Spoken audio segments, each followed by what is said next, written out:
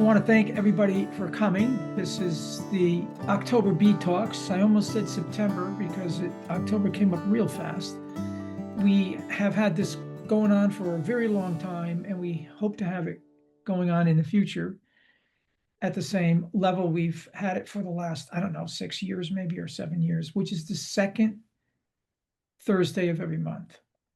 We've been doing that for quite a long time, and we hope to do that in the future. So I saw there was a comment that somebody was seeing bright orange pollen coming in to their colony. And we'll get back to that. There's really nothing blooming at all at this point, except for some straggling aster. So I walked my favorite fields today, and it's about 40 acres of goldenrod and mugwort and some other little flowering plants in between. So when it's in bloom, there's an extraordinary amount of bees that work this thing. But right now, as of today, it's dry as a bone. All of the plants have dried up, and that's sort of about right on time. There's absolutely no goldenrod left in the fields. The mugwort has stopped blooming. It was blooming, and they get pollen from mugwort. And the oddest thing I observed today was in the middle of this field, as I was walking around the path to get out, I saw a little surviving patch of aster, white wood aster. Now, it's in the middle of nowhere.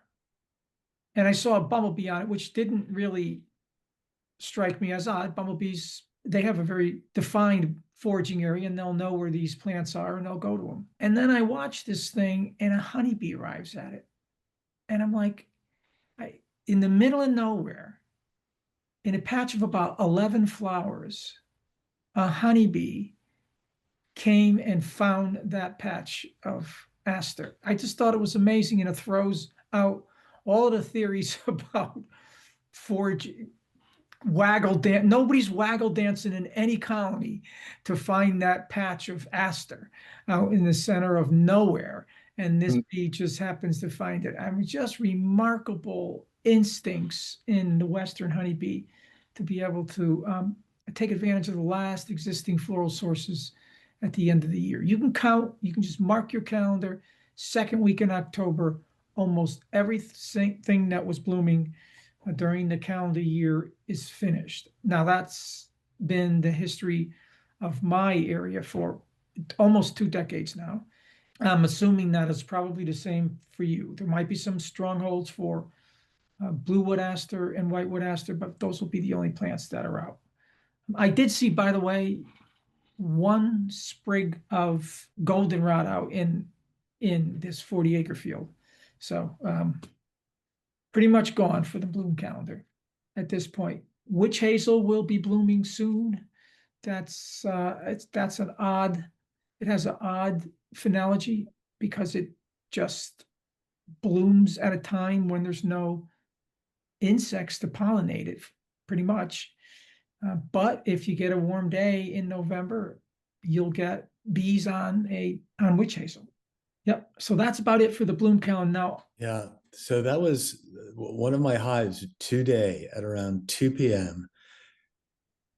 Every third forager coming back was just packed with bright orange pollen. Now, I have a lot of aromatic aster and New England aster, but it wasn't enough to account for that. So where they were getting it, I have no idea, but it was bright orange, massive baskets, thunder thighs, pollen coming in. It truly was the most pollen I've seen coming in watching the entrance of my hive for 5 minutes the entire year.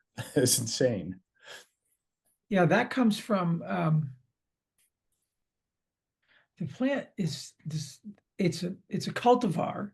And are you near any floral, any garden centers?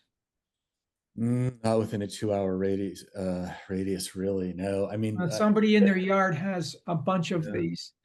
It looks like a cone flower, and it has an orange center, and it has, oh God, I can't remember the name of it because it's been years since I've seen it come back. But yeah, I know the plant that gives you that orange pollen at this time of year. So somebody has a bunch of it planted. And I was up at White Flower Farm last weekend and pollinators were having a ball on all of those gardens that were up there. Mhm. Shasta daisy is what it is, Chuck. Okay. All Right. right. So it just popped into my head for some reason. So Shasta daisy is what it is. Yeah, Okay. it's a nice white petaled daisy. It's big. It's got a Mhm. big flower head, and the center of it is orange, and the pollen they get from it's orange. It's beautiful to Mm. see that coming in. Yeah, that's amazing to see that this time of year. Certainly is. Hey, Bill, we've got some other comments coming in from There it some is. zinnia people are seeing, Mexican sunflower. Yes, Yeah, I grow a lot of Mexican sunflower. That's Tithonia, and you didn't see it. I do not see bees on it. Loads of monarchs, Well, but your bees will be on Shasta daisies. yeah. There's something in it that's attracting them to Shasta daisies. Yeah. What we'll be talking about now this time of year are not even sustainer blooms, but just great foraging on behalf of some colonies that can find these things, like they found that little wood aster in the field that I was talking about earlier, and collect some pollen from them. Won't it's probably indicative fact that there is probably brood in that colony, Chuck. Mhm. And if there's brood in any colony at this point, and there's brood in plenty, they'll be surviving pretty much on what they have stored in their pollen cells for bee bread. So this is the time of year if bees are going to eat back their pollen stores. If it's been converted to bee bread, they'll uncap it and use it to feed the last cycle of brood because we're at it right now. So there won't be any. The queens have pretty much stopped laying. I mean, there are some bees that will defy seasonal norms and continue to lay all the way into the end of October and maybe even to the first week of November. But that's just unusual, and that brood may or may not survive. So they should have enough pollen resources in the colony at this point to sustain whatever brood is coming on or be fed. But for the most part, bees are in a thermoregulation mode and keeping their brood warm. And the bees that emerge out of those cells will be the winter bees that survive over the winter time. So yeah, what else are people seeing though? It's fun to see that stuff. What else are people seeing? Jean is seeing perennial chrysanthemum. Yeah, so It's a particular one that yes, blooms very late, September, end of September, October, and of course, not much else is around. Now, in my yard, some stupid gardener cut it all down, so I'm mourning it. But but I loved every year this time of year to just go out and watch it because you have all kinds of native bees as well, and a huge variety of insects on it just because there's not much else.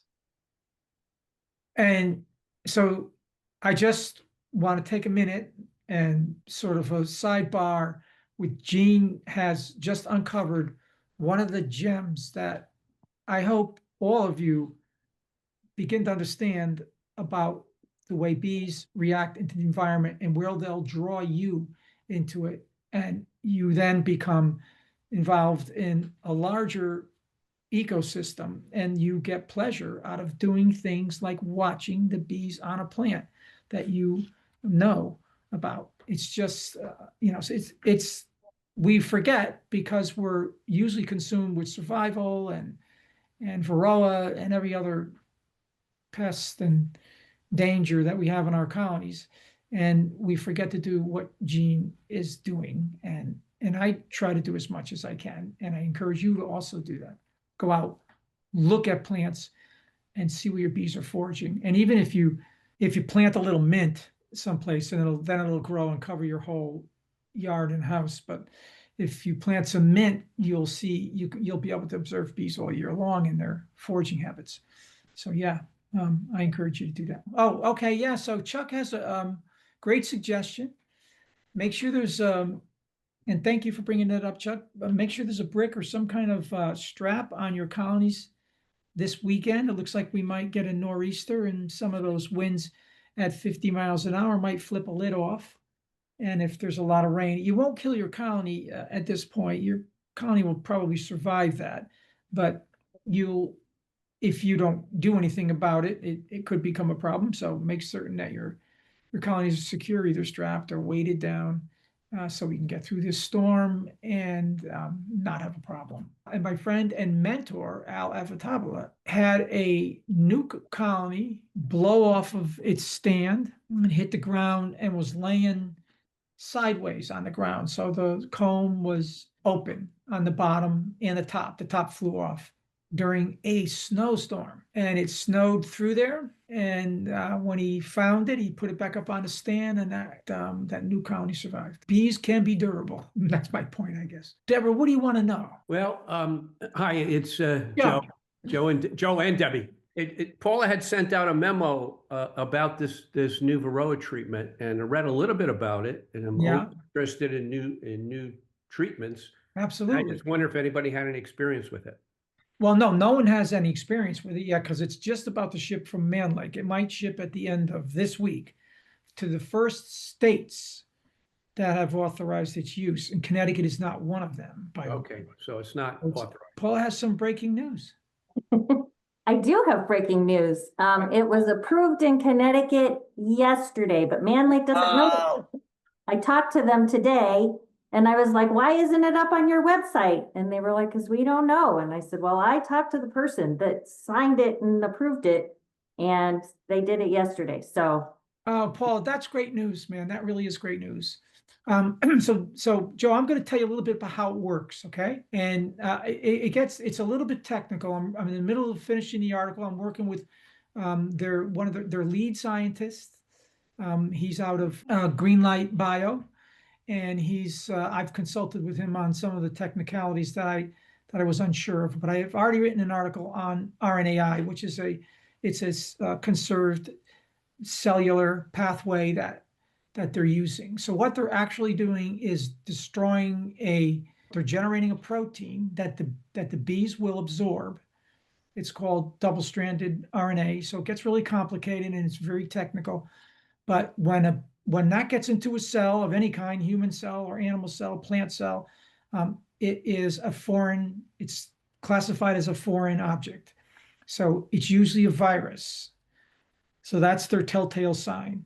Normal cellular reproduction and normal cellular activity doesn't cause that double-stranded RNA to occupy cellular cytoplasm. So once that occurs, little pathway destroys a protein.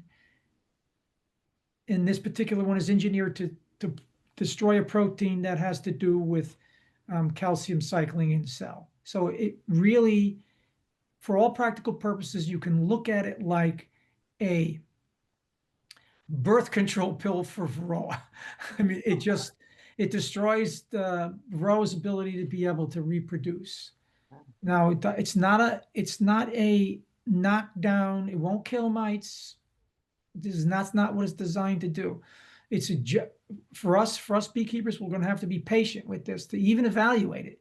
We're going to have to be patient because it is something that over time, over generations of Varroa, will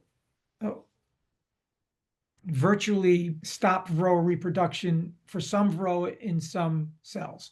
So in a way, it's a little bit like Varroxsan, which is also not a knockdown agent. The good thing about Norroa is that it's not a harsh chemical. There's no anything left in comb. There's no residuals.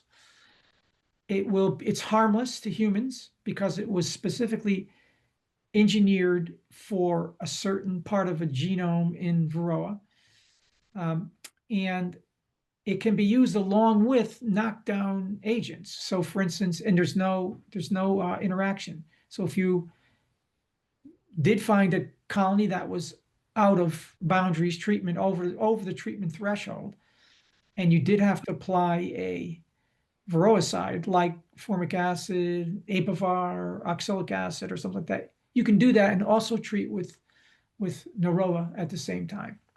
So that's going to be very interesting. So it's a subtle but profound change in the way we are using biological agents and tricking Varroa into destroying a cellular function that it needs to reproduce.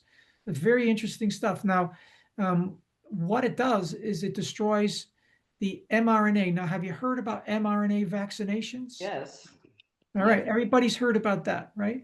yes. So mRNA vaccinations, what happens there is they inject mRNA into your body, that goes into your cells and makes antibodies, proteins. That's all they are. In this case, we are going to do the opposite. We're going to destroy the mRNA that makes the protein that allows varroas to reproduce. It's really complicated. I'm in the final stages of getting my editor's approval. Well, I've got my editor's approval, but I don't have my critic's approval. She'll look it over, and that's Elizabeth, and make sure that it's readable. And I'll get that article into ABJ, and you should see that next month or the month after that. But yeah, very, very promising miticide. And it will also be, it will not kill Tropolalops, but it's only a minor modification to the formulation of the double-stranded RNA before it will. So if it works and it proves to be viable, it'll go on to destroy things like Tropolalops, Carapace woodi, any other kind of Varroa, not only Varroa destructor, but Varroa jacobsoni, which is the European version of it, or the Asian version. And so yeah, so it'll be a change in direction in what we do. I'm welcoming it. I think that so Paula, thank you so much were you behind the effort to get it done? I've been harassing everyone. That is so cool. I mean, thank you so much. I mean, I have to say, on behalf of Paula's efforts, that before Paula, this was hard to get done, and it was hard to even figure out who you talk to. So, Paula, in addition to being a wonderful apiary inspector, she is our advocate in the ag station, and that I think we owe you a great some gratitude for that, Paula. So thank you, appreciate it. Thank you. Thanks for those nice words. All right, so jumping into the queue, Frank made a comment, an observation. I'm actually going to echo that observation too this year, that there seems to be a pretty big yellow jacket population. Yes. So yeah. So you're seeing yellow jackets now for the same reason that, well, you're seeing earthworms on the surface of the ground, right? Everybody's searching for water. By the way, in that little patch of aster that I said I saw, there were 2 or 3 little yellow jackets on that also. So yellow jackets, their radius of foraging is very local, and they are out on plants. So you're seeing a lot of them, and they're looking for water. So that's why you're seeing them, right? They will go inside of your favorite beverage while you are drinking it outside, and you will put one in your mouth if you're not careful. So be cautious of the fact that now they're not, if they're getting into your colony, if that's what you're saying, then you got a problem with the population in that colony, because your colony should be able to defend against yellow jackets. They should not even be able to get into your colony. They're usually cared for right at the entrance. So if you have yellow jackets going in and out of your colony, then you've got a problem. You got to go take a look at that colony, see what's going on inside, because it's not likely that it can defend itself. So you have to be careful with that. Yeah, but you're seeing a lot of yellow jackets. excellent. All right, moving into a question that actually I asked Bill, which I think is more for just general awareness, right? Bill, what are you doing this month to prepare your hives for November and then the longer winter? What activities are you doing? Are your hives all collapsed to the size you want to go into winter with? And we know you're feeding, but what are your practices right now? Your management practices for Yeah. getting your hives ready for It's- winter? Yeah, so so this time of year, you don't really want to have a huge population of bees in your colony. You want to, they should be around 6 frames at this point, and seams of bees, maybe a little bit more, but not much more. So the colony, if the queen is acting in commensurate with our environment, she will have stopped, she hauled back on laying, and she's very, very sparsely laying up at this point, or not at all.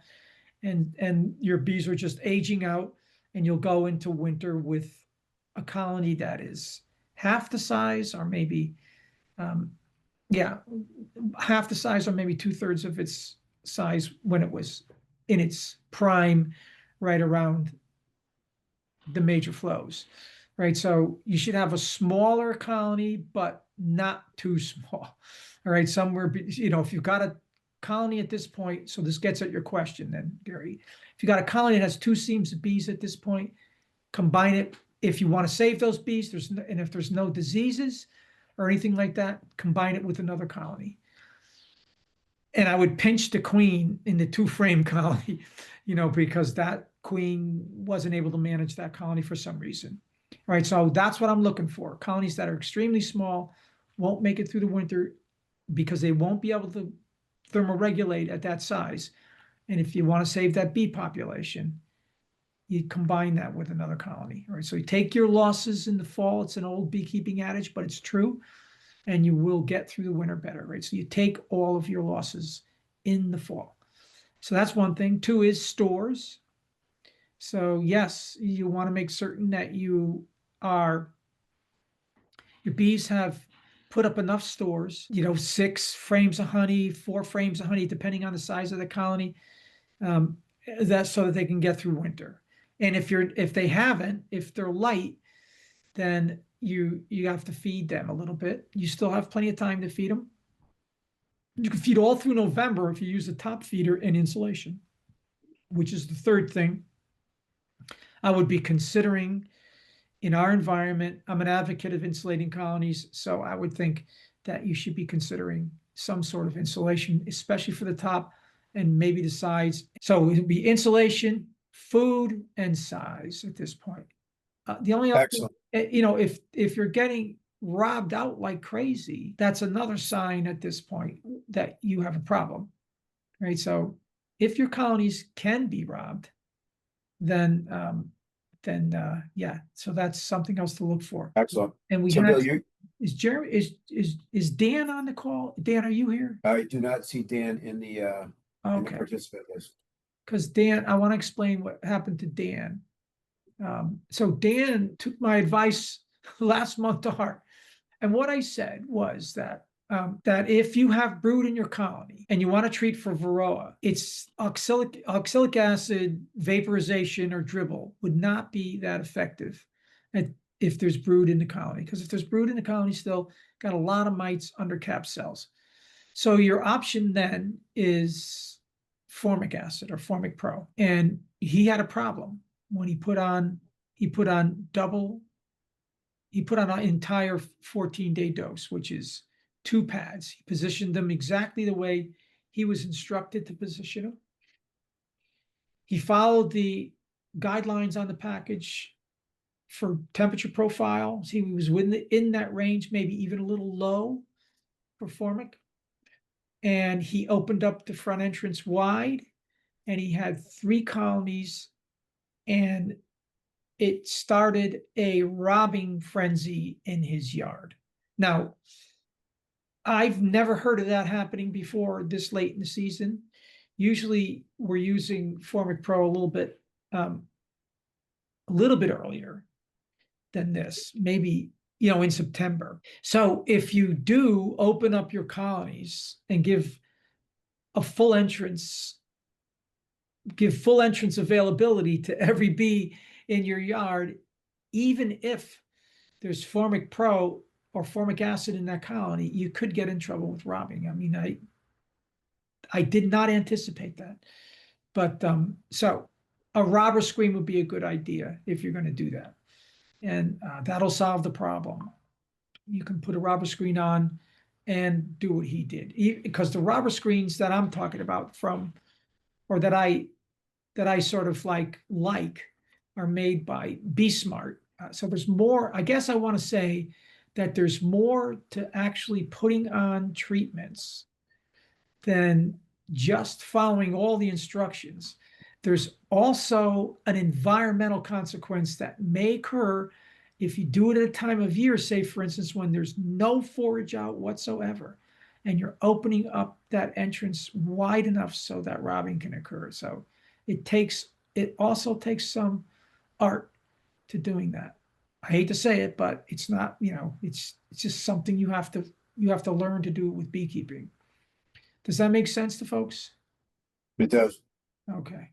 They built, so you're going to be insulating your hives in the bee yard the weekend of October 24th.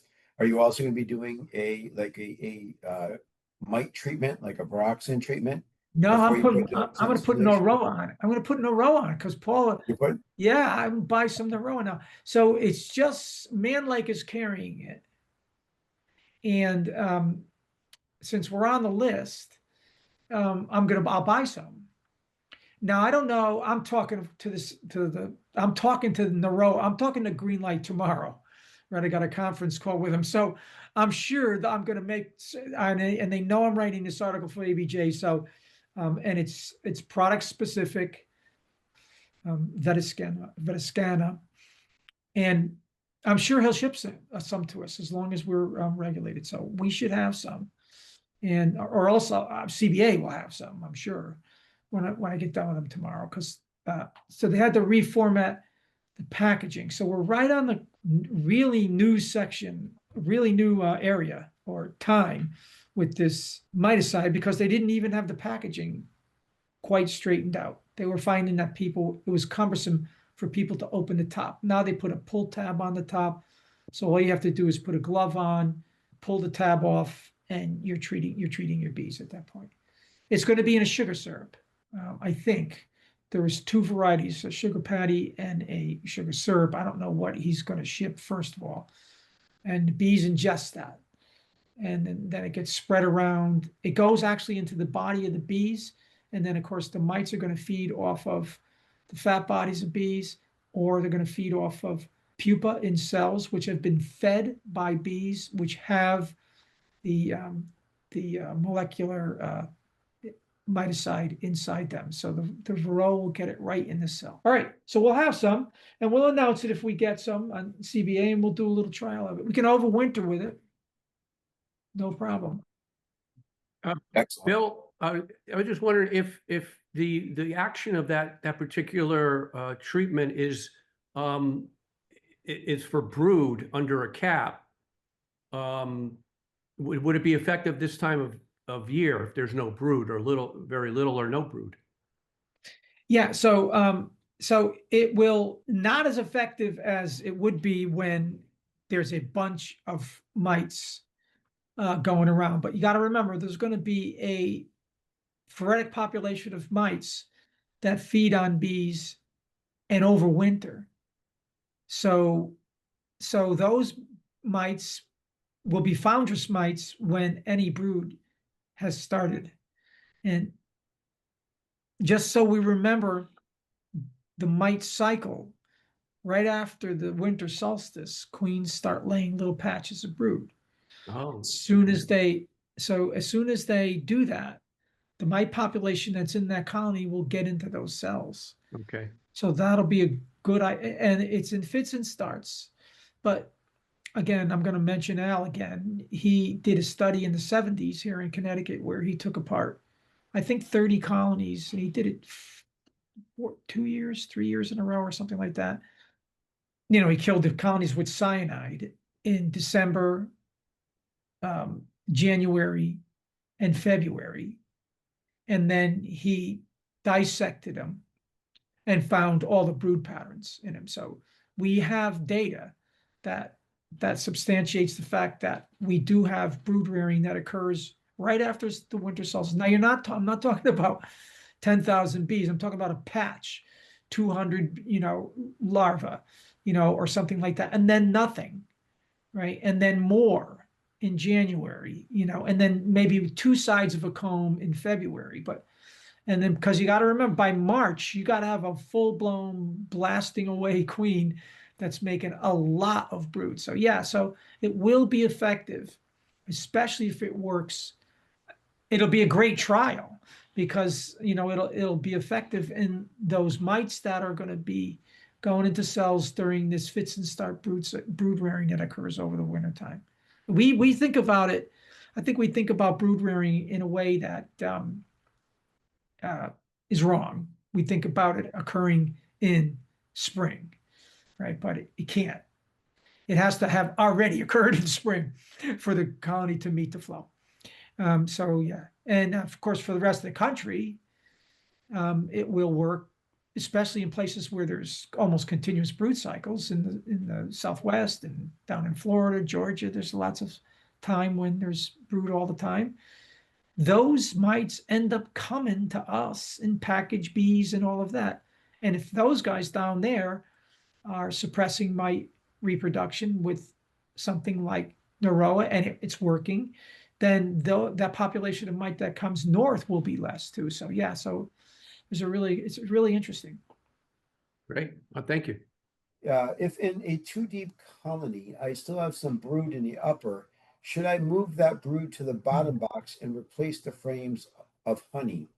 Yeah, see that's I'm glad you asked that, Chuck. Thank you so much for asking that question. The answer to that is no. So you feed them. Now, unless there's nothing in that colony to support them in terms of honey, right? There is. There is. There's a lot of honey in there. I don't know if I'd say a lot, but they've been sucking down 2-1 syrup like there's no tomorrow. All right. So, okay. So keep that in mind.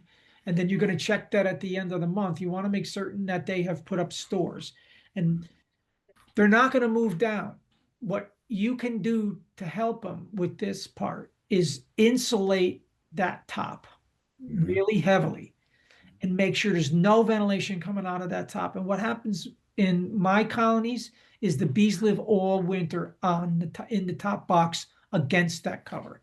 All right. So, yeah. So they can feel the heat reflecting back to them. That's where they live. So, you know, it's bee lore that, you know, you have to have your bees in the bottom box and a bunch of honey above them and all of that. That's, you know, yeah. Okay. That's good. I mean, if that happens and you got a full box of honey on top of your bees and the bees are down below and they come up and they eat a column of honey up to, that's fine if that's the way it worked out. But if it didn't work out that way, you manipulating the way they're building their nest right now, you're risking changing their what they are trying to accomplish to survive. Yeah. You can help them by insulating the top. And then it won't matter where they are. Okay. Right. So they can get at the honey. Thank you. Okay.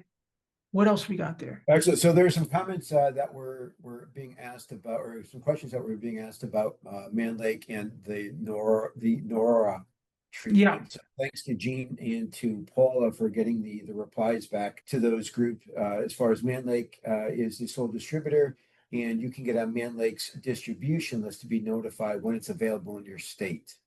So, well, Paula already poked them with a hot thing, telling them that they needed to get that on there because, you know, and they should do that.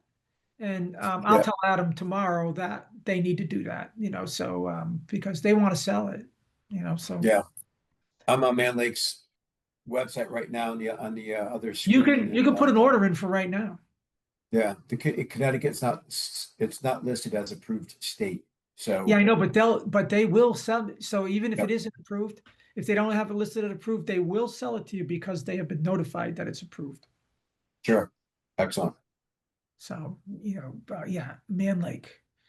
Okay. All right, I wish it was Better Bee. I really do. I wish it was Better Bee instead of Man Lake because Better Bee, we have much more working relationship with them. Better Bee tends to ship a little better, a little quicker too. Hey, Bill or Paula, do you guys know the treatment? So you lay down that tab, the plastic bag, and you peel the top off. What's the treatment? Is it 2 bags per hive? Oh, I don't know the instructions. Have you read the instructions, Paul? I believe it's 2 bags per brood box. So a 2 deep box needs 4 bags. Okay. Yeah. I, di- I And don't, I didn't see. if you look at that link, which I think Paula said, it's Norroa.com. Yes. And if you look at all that literature that's there, it's pretty clear. One thing, Bill, it sort of encourages you to use it when they're raising brood, Yeah. because you don't want to put it on because it's a sugar syrup of the active ingredient. So you don't want to use it when the bees are eating the sugar syrup to stay alive. Oh, yeah. Okay. Yeah. That makes a lot of sense. You Yeah. want to put it on when Yes. brood is being raised, because you want the brood to have the active ingredient in them when the mites are reproducing in the cell.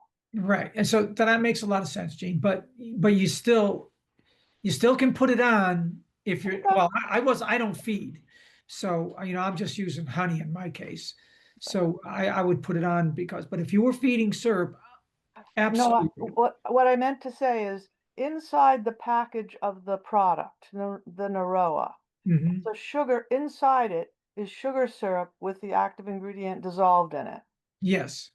And And, so acid. what they tell you is, if you use it when the bees need to eat sugar syrup to survive, like if they were short of supplies or certain Mhm. seasons, the adult bees are going to eat the sugar syrup, and it's not going to, the workers are going to eat it, and that's not going to get the medication where it needs to be. That's all I'm Well, saying. yeah, no, I get it. I mean, it might not, but I still think that there's probably going to be bees that eat it. So it doesn't matter what bee eats it. It's going to be then that double-stranded molecule is going to be inside that bee. So ready, if a varroa is feeding on it to overwinter survival, I'm thinking, it'll also work. So those are the kinds of things you're bringing up, and they are bringing up issues that we're going to need to like figure out how it really, how we ground truth the methodology. So it's new to all of us. It's exciting, I think, and I'll still try it over the winter time and see what happens. Thank you. Okay, moving on to the next question from Marcy. How do we properly dispose of used Varroxsan and Apigard? I've checked the instructions which direct us to contact the EPA. Anyone had any luck? Varroxsan strips, once they're over 50 days old or so, there's pretty much no oxalic acid left in them. I don't know what the EPA says on it. That's a great question. I know formic acid, either Mite Away Quick Strips or Formic Pro can be thrown in your compost pile. I mean, those are totally all of the active ingredient, all the formic acid molecules have been sublimated out of that by the time it's over, the treatment is over. I don't know, Paula, what do you say about that? Has anybody ever asked you that? I mean, I wouldn't. All it has is glycerin left on it. It's a piece of cardboard with glycerin. I mean, Yeah, it doesn't have the disposal instructions on the label. I don't know. Is- Somebody get a label up for Roxanne and see what it I says. almost always say, follow the rules of your local government. That's what it says. I believe so, but I'll look for it. Well, oxalic acid, first of all, is not an environmental hazard. They sell it as wood bleach. People use it all the time to bleach their decks and all the wood, so it's not, first of all, you can pour it down the drain. Bill, It's not, you're using reason. yeah, why do that? But the other part is that oxalic acid doesn't live long in the environment. It's very volatile. It's not something that will be you'll find it in the streams, killing trout. It just doesn't end up, that's not what it does. It occurs naturally in the environment all over the place, all kinds of plants, including spinach and um, and rhubarb are loaded with oxalic acid, and nothing happens with that.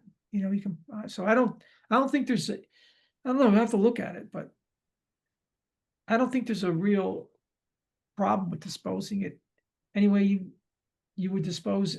What would you do with the wood bleach you use to bleach your deck? You know, people throw that in the garbage. Okay, thank you. So, all right, I'll read it. Pesticide waste may be hazardous. Improper disposal of excess pesticide, spray mixture, or resinate is a violation of federal law. If these wastes cannot be disposed of by use according to label instructions, contact your state pesticide or environmental control agency or the hazardous waste representative at your nearest EPA regional office for guidance. Yeah.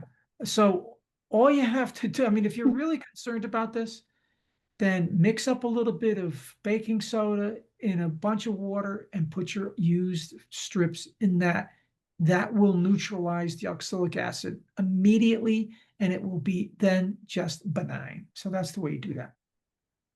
Bill, this brings us to the bottom of the hour and there's no more questions or comments. Okay, well, we want to talk about Randy Oliver's testing of the robbing screens. Who put that up there? PH. Who is that?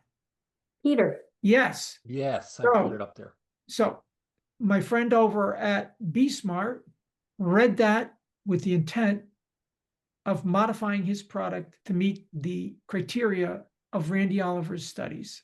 And he successfully was able to modify his existing product so it's in line with the recommendations that Randy made after he tested a bunch of different robber screens, going way back, and decided that, as you say, the current designs, the standard designs, deactivates guard bees from and also confuses foragers. And that is absolutely true. Over the years where I've had to deploy robber screens in yards for some reason, you would always see a really confused field force coming back and just hanging around with big pellets on their corbicula. And you would be there, you'd stand there, and there's 300 foragers that can't get back in a colony.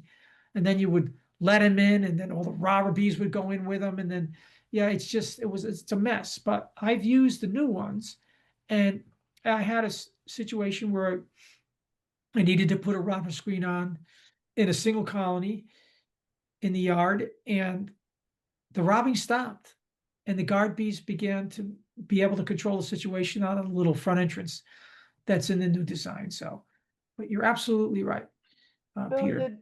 is that a commercially available product? Oh yeah, What Yeah. what is it? What was the name again? Of BeSmart, the BeSmart. BeSmart, Oh, okay. BeSmart Sorry. robber screen. Yeah, I just missed that. Thanks. Randy's been an advocate of beekeeping, and by the way, his research and experiments are done with are funded by beekeepers, right? So he did this with the money we give him, to keep his work up. So he's not subject to federal funding, which might end. All right, cool. Anything else before we leave? All right. So thanks everybody for coming tonight, and also for the wonderful contributions. It's making this a lot better. It is a lot more information these days when people are making more contributions. It's great.